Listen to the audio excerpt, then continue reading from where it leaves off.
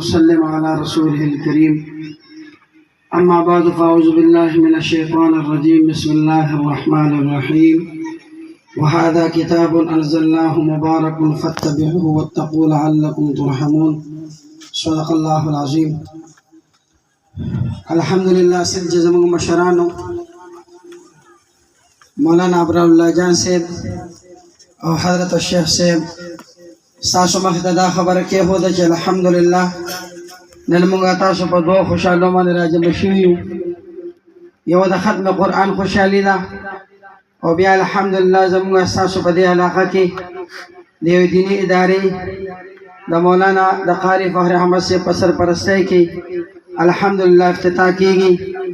زموږ تاسو د دې روحاني مرکزونو ډایرکټ تعلق د نبی علیه الصلاۃ والسلام هغه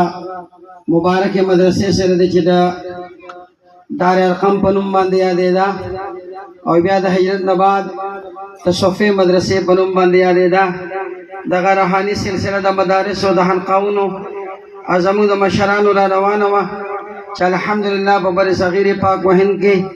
زموږ د دیني مدارس او د حلقاګانو مرکزی حیثیت چې کوم دی دارالعلوم دیوبند ته حاصل دی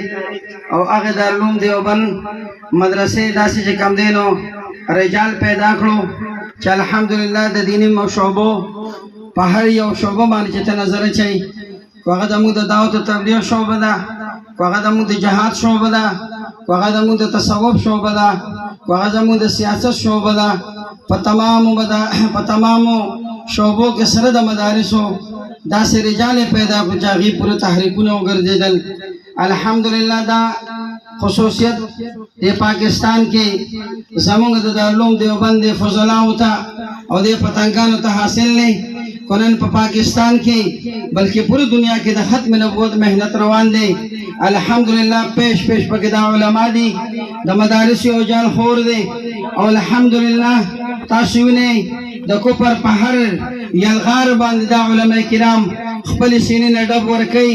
او ان شاء الله دا به تر قیامت پورې ان شاء الله دا قرآن بی دا اسلام بی دا مدارس بی دا علماء بی دا طلباء بی او دا رنگینی بی انشاءاللہ دا کفیت طاقتونو پر زور سرا دیتا چاہ نقصان مخکم دن دی رسولے. ابھی اسلام کی فطرت میں قدرت نے لچک رکھی ہے یہ اتنا ہی ابھرے گا جتنا کہ دبائیں گے انشاءاللہ. دا سلسلہ بجاری ٹول ملگری پا دے تمام شعبوں کے خپلی سواچا ہوئے وحشوں کی کم دے او موسم چې کم دی نو دا حریم دی موسم چې کم دی نو دا لند او دا